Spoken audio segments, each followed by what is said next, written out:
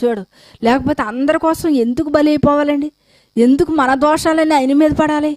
అందరం చేసిన ప్రతి పాపానికి ఆయన ప్రాయశ్చిత్తంగా ఆయన రక్తాన్ని కార్చాడండి. ఎంతగా విధేయత తగ్గించుకున్నాడండి. మరి దేవాది దేవుడే తగ్గించుకున్నాడు. మరి మనం అంటాం, ఎండి ప్రభా, మాకున్న శ్రమలు, మాకున్న కష్టాలు, మాకున్న ఇబ్బందులు నీకుంటే నువ్వు కూడా ఇలా ఉండవు అంటాం.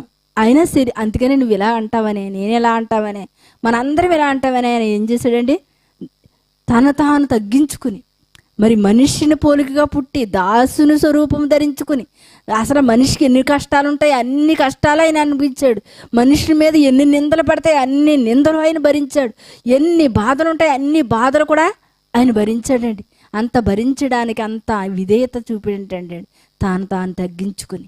అందుకనే మరి ఇంకో మాట కూడా ఉంటుంది ఎబ్రిలో, మరి ఆయన శరీర ధైర్యం దినముల్లో మహారోదనతోనూ మరి మహా కన్నీటితోని తను విడిపించగలవానికి ఏం చేశాడండి? యాచనలు చేశాడు, కన్నీటితో ప్రార్థన చేశాడంటండి. యేసుప్రభువై ఉండి, దేవుని దైవ కుమారుడై ఉండి అంతగా తగ్గించుకున్నాడు.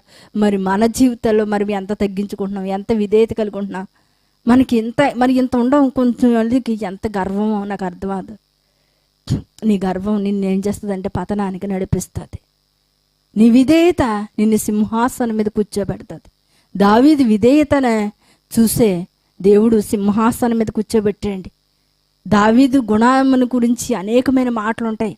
అతను మంచి మంచి గుణం కలిగిన వ్యక్తి, మంచి గుణ లక్షణాలు కలిగిన వ్యక్తి. అలాగే మరి సౌలు గారు కూడా రాజుగారు చేశాడు. అతను ఒక మంచి వ్యక్తి, కానీ ఏమొచ్చింది? అతనిలో గర్వం వచ్చింది.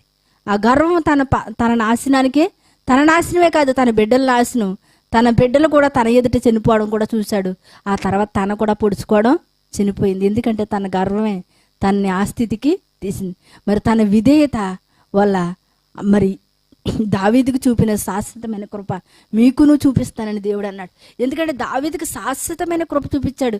తన బిడ్డల సింహాసనం మీద ఉంటారని చెప్పాడు. దావీదు విధేయతను బట్టి దేవుడు అంతగా దావీదుని దీవించడం జరిగింది. ఎందుకంటే అందుకని తగ్గించుకుంటే మనం ఏమన్నా పాడైపోతామండి. ఎవరైనా ఒక మాట అన్నారనుకోని తగ్గించుకోలేం మనం.